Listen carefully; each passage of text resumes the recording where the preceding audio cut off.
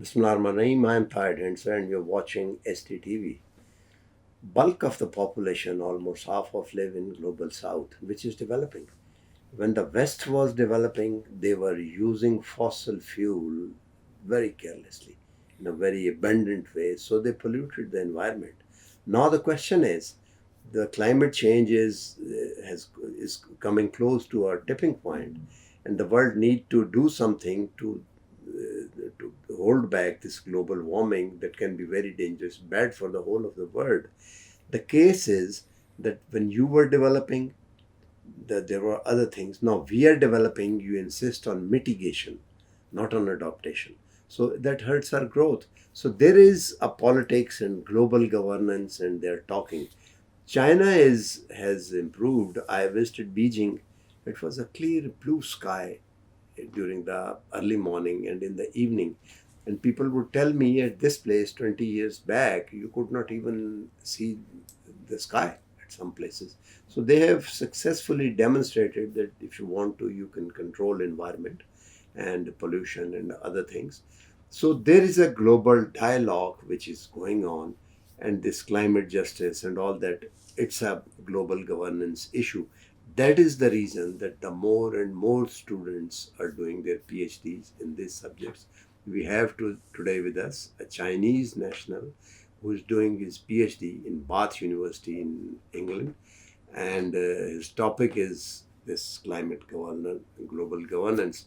Mr. Jiuyan, Thank you. very warm Thank you, welcome. Mr. Dahai. Say something on what I've just said, just a few lines. Okay, what Yeah. are you doing and what are you learning and what you expect to do? And Yes. then we'll rumble on. Of course. Very glad to be here and very happy you can offer me this opportunity. I'm Jiuyan and a PhD candidate at University of Bath. My major is environmental politics and environmental governance, especially about China's global south, environmental cooperation and governance, how China is doing its own way to govern the climate issue or environmental issue with global south partners. So that is my research topic and interest. Do you think that the global south can alone do some significant work when the West is not adamant not to follow it quickly? For example, the Paris conference was that was an icon when where they decided that 100 billion would be made available for Yeah. this and all that. But now the current U.S. administration has gone back on their words on even on the Article 6. Yeah. So do you think that global South can, without the cooperation of the West, can do it alone? That's a good question because the U.S. is phasing out, and China, as the second biggest economy, uh, it has to take some responsibilities to make the world, like the environmental protection or climate issues, to be better.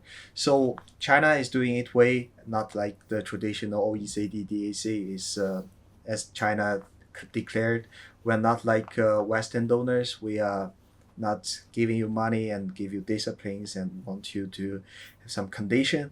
But our way is to we sit down and we exchange our information. We don't only do the environmental protection because we know developing countries, why they call developing countries is because they still need to be developed.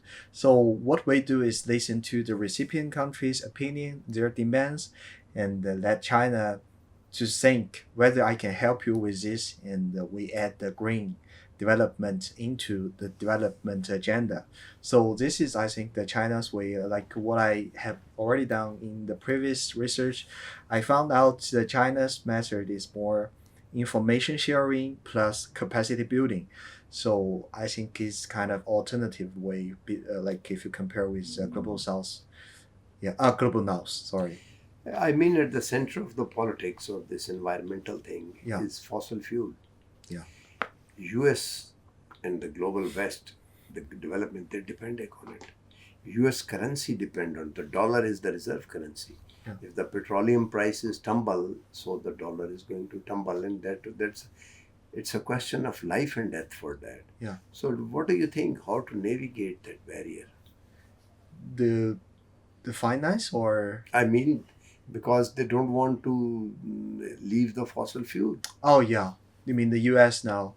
Of course, I think human cannot live without fossil fuel at this stage, because I think the future, maybe the after 10 or 20 years, people still need to use fossil fuel or oil. But what we need to do with the green energy is because we need to complete our whole energy structure. We cannot only depend on one kind of fuel. So what is China doing is like we promote the solar panel, we promote the wind farm, the new technology and EVs. We can make the less impact to our earth. So we are not like completely um, drop out the fossil fuel or oil. We are making a more scientific or more completed energy structure. Yeah.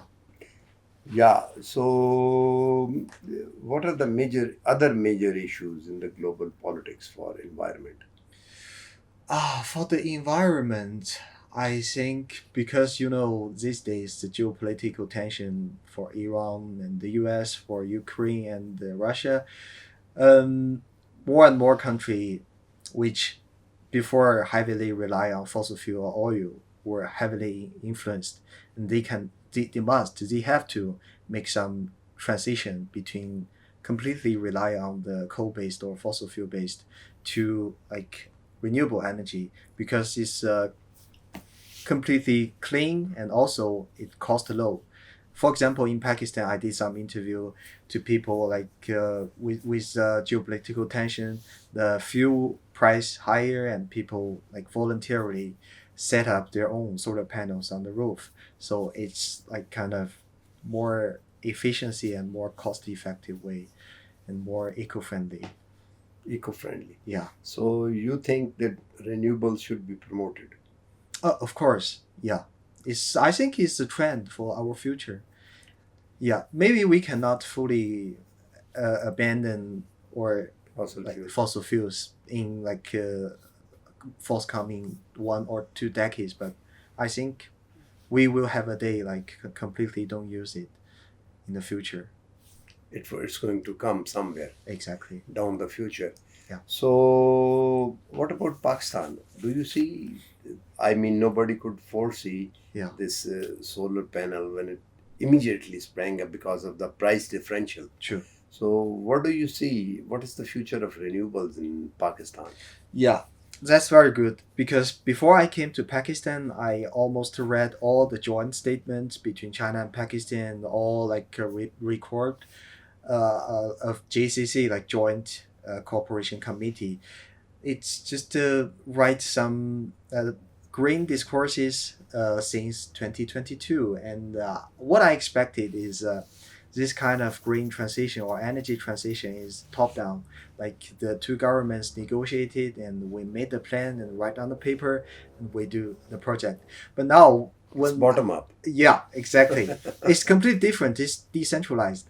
The reason why is because I asked several stakeholders. They said because of the energy structure in Pakistan is a different way, like IPP and PPIBs, they made contract, and the government must buy capacity from the IPPs, no matter whether they produce capacity or not. So with the geopolitical tension rising and the fossil fuel price rising, the energy price rising, and more people is cannot afford it or think it's ridiculous price, so they off grading and they just off the national grid and they set up their own panels on the roof. But I think the problem is the people who have ability to build their own energy solar panel energy supplement is not that poor people, but the really poor people in Pakistan cannot afford that. So the only choice for them is to stuck in the national grid Grid. net. Yeah. So that is a very severe issue, I think. How to overcome that? How to work out? Because during the CPAC 1.0, I think most of the power plants in Pakistan was built by China, like China state-owned Company. enterprise here. Maybe we can find some new solutions, like we retire some fossil fuel plants, or we make the fossil fuel plant to use in other ways, like we make it more manufacturing direction, or we make the batteries here, or we can reconstruct it to we make solar panels or something. This change need to be negotiated between two states, but I think it's not that effective now. But the government has realized this and is trying to. Do you think that China's private sector would be willing to invest, especially in creating the narrative for renewable, and then Chinese private companies who are working in renewable will find a market and come here and come? I think they really want to explore new markets, like Chinese investors. We have so many companies which cannot only rely on domestic markets. They are finding new markets, especially global south is very high demand. But the problem is that in Pakistan, there are several issues that may be the barrier that the investor would not that willing to invest here. One is the security issue. Like if Chinese investors invest in Asian countries or Southeast Asia or Africa, they may not need to pay more money to security. But in Pakistan, they have to pay more. And the second one, I think, is the most important one. If you want an investor to invest in your country, the government need to make some policy to facilitate, or like we need to give the investor some subsidies, or like we need to attract them. But now I don't think Pakistan government has this kind of action. It may because of the silo governmental coordination, intergovernmental coordination, I think. Do you think that if we have some mechanism to create narrative for renewables, then Yeah. the Chinese machine and tool and the factories, they would find a market here without government policy here? Uh, that needs some efforts to both sides business stakeholders like enterprise. Maybe both sides need more B2B communication, like because you can make more economic forum and the business to business uh, discussion. I think that may have some effect, maybe, but I'm not sure what should we do really now. Yeah. So their investment is doing investment in Pakistan is an uphill task. Is what? Uphill task. Uh, yeah, maybe. But because what I interviewed here, the enterprise, Chinese enterprise, are all state-run, so I don't think they are fully like isolated from the government. So they need to follow some policy from the government, and they do some project here. Maybe there are some very private enterprise in Pakistan from China, but I haven't got a chance to communicate. But I think that will be a very interesting topic. There are enterprises in China which are fully private. Of course, so many, So many. so many. So they are looking. They can invest here. They can. That's what I said. They need some stimulation. Like we want to invest here. Like it's enough attractive, so the company will come. But size of the market is all right here. Yeah, the market is already here. Market is all right. But like if the company need to invest in the global south countries, the one is we don't need to pay extra, and the government give me more favor and more subsidies. It's also an emerging economy factor. And another one is Pakistan, like without any policy stimulation or any we still need to pay more for the security, so the company can choose. So last question. Yeah. How do you see the future of energy, especially after the war in West Asia, which is going on in Iran and all that? Yeah, Because its supply is undependable. true. So, do you think that the renewables are now is a buzzword, or people would look more towards the renewables? No, or it can speed up the deployment of renewables. Yeah, of course. I think the future is renewable, and you can see China in major cities like very big city, Beijing, Shanghai, or Shenzhen. All taxis are electric. Yeah, and Yeah, their name is Beijing. yeah. The name is Beijing, or some other suppliers in China. So it's largely solved the climate issue, I think, and also I think until now the solar panel, solar energy or wind energy or hydropower is not that stable. Like that's why we still need the conventional one to let like don't make our situation that worse. But in the future, maybe with the technology development, we can make stable energy from renewable energy tools, and then we can completely abandon it. And also, the nuclear energy is also a kind of clean option. But the problem is that it's not that fully developed, and some security issue there, and maybe it still need to develop. Thank you very much. Thank you. And that was the professional part. Now your impression. Yeah. This is the first time you come to Pakistan. Yeah, it's the very first time. What is your impression? Oh, the impression. I think the first of all the people here very nice, very friendly, and very hospitable.